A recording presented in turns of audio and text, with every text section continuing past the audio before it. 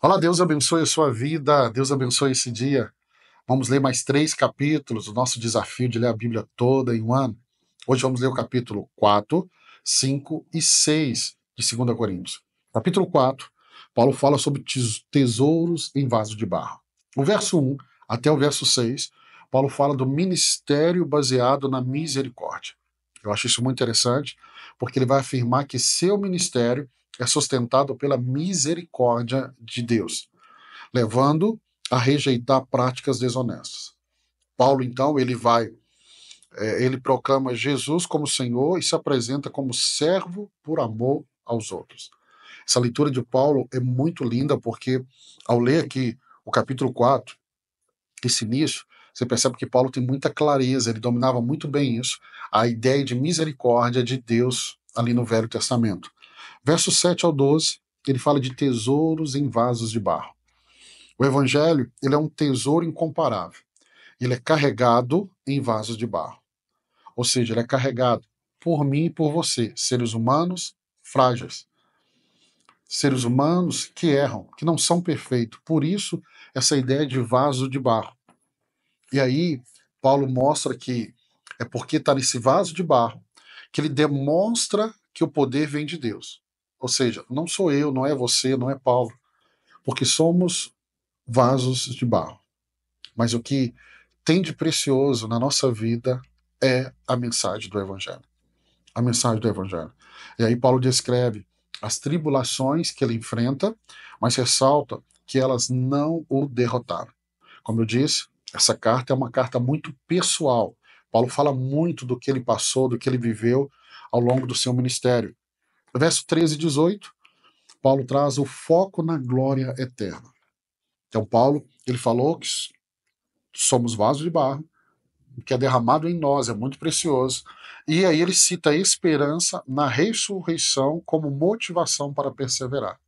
Então, Paulo fala das suas dificuldades, ele está dizendo assim: por que eu persevero? Porque eu sei que tem a ressurreição. Em outras palavras, ele está dizendo: eu sei que tem uma recompensa no final.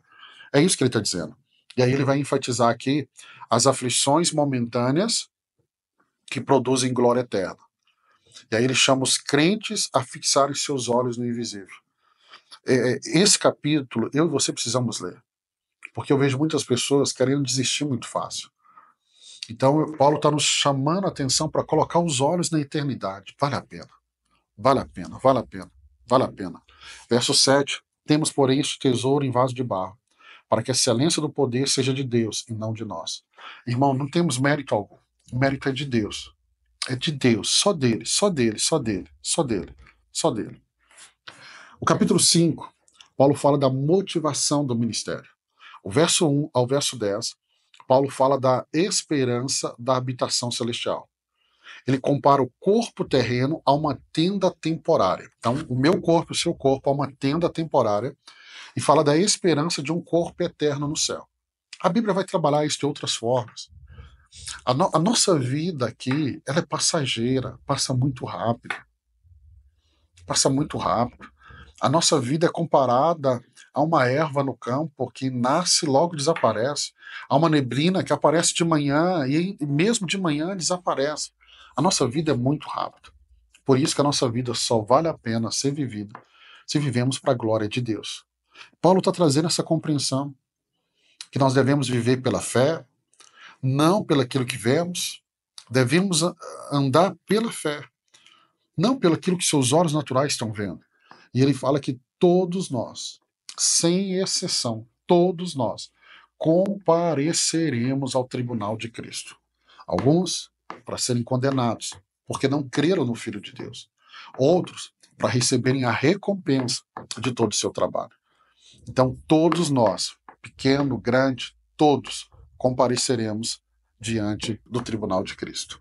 Verso 11 ao 21, Paulo fala do ministério da reconciliação. Ele explica que o amor de Cristo o motiva. E aí ele vai descrever o evangelho como um ministério de reconciliação, pela qual Deus, em Cristo, não imputa pecados aos crentes. Ou seja, em Cristo, Deus reconciliou a humanidade com ele.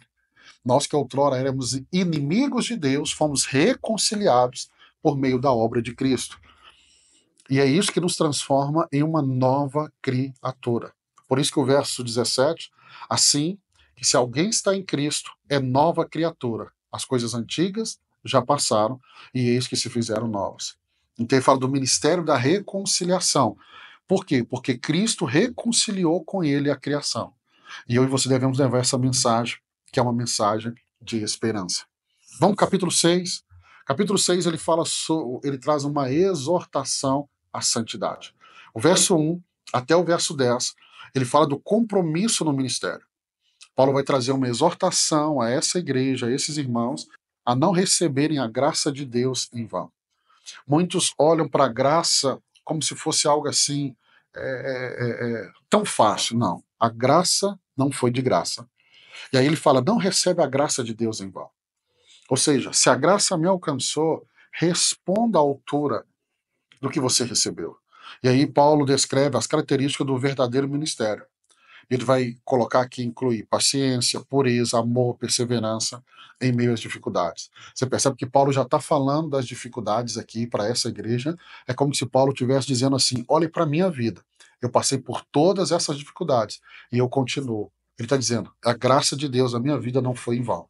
Eu não parei no meio do caminho, não joguei a toalha, não desisti. Eu estou caminhando para completar a minha carreira. O verso 11 ao 18, Paulo clama por um relacionamento profundo com os coríntios e o exorta a se separarem de tudo que é impuro. Então, aqui é um apelo do apóstolo Paulo à separação do mundo, aquilo que contamina, aquilo que desagrada a Deus, aquilo que entristece o Espírito Santo. Paulo está dizendo, se separe disso. E ele faz um apelo muito profundo aos coríntios, muito profundo. Ele vai enfatizar que os crentes são templos do Deus vivo e deve viver de forma santa. Por que viver de forma santa? Porque eu e você fomos separados por Deus e para Deus. A palavra santo significa separado por e para.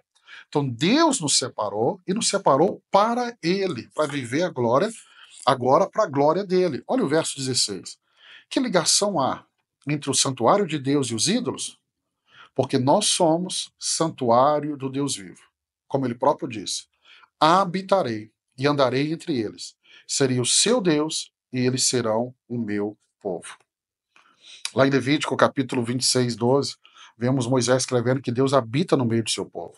Na primeira carta de Pedro, capítulo 2, verso 9, nós somos chamados de santos, de uma nação santa. Então, o chamado de Deus é para que eu e você possamos andar em santidade. Uma vida santa, uma vida pura, uma vida bonita, que traz alegria ao coração de Deus.